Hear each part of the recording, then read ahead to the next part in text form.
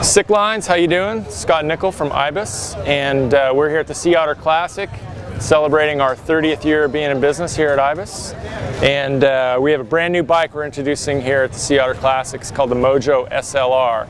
And the SLR takes pretty much all the knowledge that we've gained building the original Mojo, which is a 140 millimeter travel sort of XC trail bike with a DW Link rear suspension. We built that original Mojo back in 2005, and from there we moved to the Mojo SL, which is a little lighter and a little stiffer. And then we moved to a different category with the Mojo HD 160 mil travel bike. And that bike was about a 6.3 pound frame and very, very stiff and very strong. So now we've taken everything we've learned from the Mojo HD and thrown that into the Mojo SLR. The Mojo SLR has identical geometry to the Mojo SL. So it's a DW Link with 140 millimeters of rear wheel travel, 69 head angle. And some of the things we've changed up on the SLR are we've got a tapered steer. So you can run an angle set on here if you want to kick the head angle down to 67.5, say. And you can run 140 or 150 millimeter fork on it if you want, either way. If you go to 160, probably move over to Mojo HD. That'd be the right way to go. We use an entirely new molding technology in this bike. And just picture a little cutaway here. And the technology is pretty advanced. It allows us to build a super clean layup. Results in a stiffer, stronger, lighter bike, basically. If you go to our website, you can see details on how we do it. But it's a pretty interesting process, and it builds a superior frame, we think.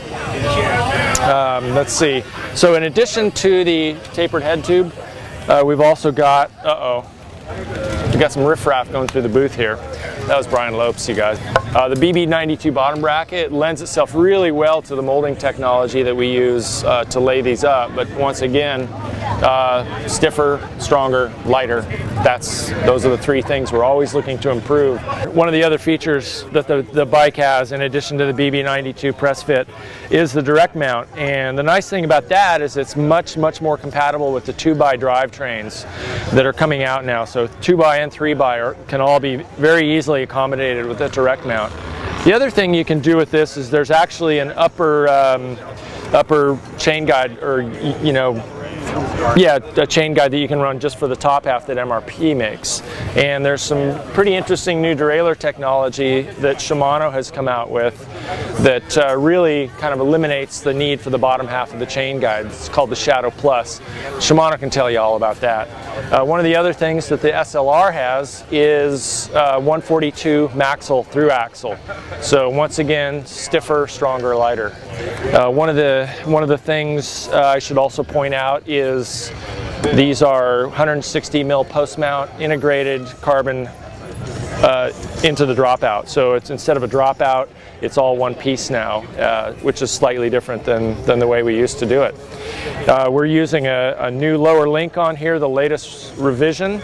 This is what we call Rev 14, so it's actually ends up being 100% stiffer torsionally than the first iteration of the link that we did at the very beginning back in 2005.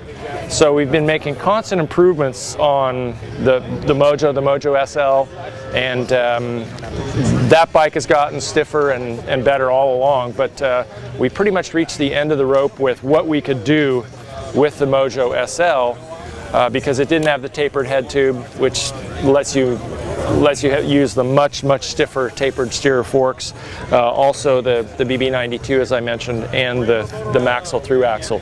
All of those things are real game changers technologically as far as building a bike that performs even better.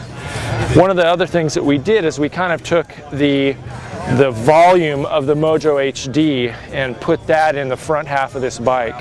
And what I mean by that is that's how big the tubes are and how stiff they are. So the Mojo SLR ends up being about 90% as stiff overall, 80 to 90% in every measurement as the Mojo HD, but it's lighter than the Mojo SL. So that's the quick tour. There's a few other things like the Kashima coated really makes the DW Link perform beautifully. the soft, you know, the small bump compliance is just really, really incredible. There's a couple other colors offered in addition to this matte color with the black and blue. There's also a nice orange that's painted the same color as the Lamborghini Murcielago, however you pronounce it.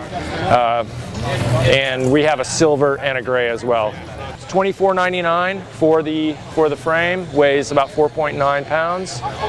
The very first bike that comes off the production line coming up here real soon is going to be raffled off. We're selling $5 raffle tickets here at the Sea Otter Classic and online. You can go online to the Ibis website and you'll see a link right there on the homepage. The Sierra Buttes Trail Stewardship is a group that maintains and builds trails up in Downeyville, which is one of the greatest places in America or in the world to ride. So do a good thing, support the Sierra Buttes Trail Stewardship, buy a few raffle tickets, and maybe you'll be the lucky one who wins this, the very first one off the production line. Your choice of size, your choice of colors. That's pretty much the quick nutshell.